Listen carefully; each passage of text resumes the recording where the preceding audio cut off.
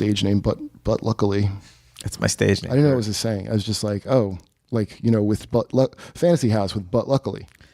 Hi, I'm But Luckily. Welcome to Fantasy House. Yeah, right. I mean, I'll be your host. By the way, if something's called Fantasy House, that is the perfect name of a host of something called Fantasy House. It is. But luckily. It does kind of venture into the sexual, like, fantasy house. I'm But Luckily. But Luckily. Welcome to Fantasy Cribs. Would I have a little white tuxedo? Welcome to Fantasy Cribs. That's the best stage name I've heard in the last 30 years. But Luckily? And you came up with it. No, I didn't. I read your sticker. Well, I mean, the words But Luckily are out there. That was inside you all the time. But Luckily has been inside of me. Actually, my masturbatorium. Your masturbatorium. Yeah, you want to describe the masturbatorium? Like, I also want to know stuff like... it's nowhere near the R. Kelly Sex Dungeon Stemfield for at-risk girls school. It's on a whole other floor because there's no... Yeah, you don't even want there to be any kind of conflict of interest.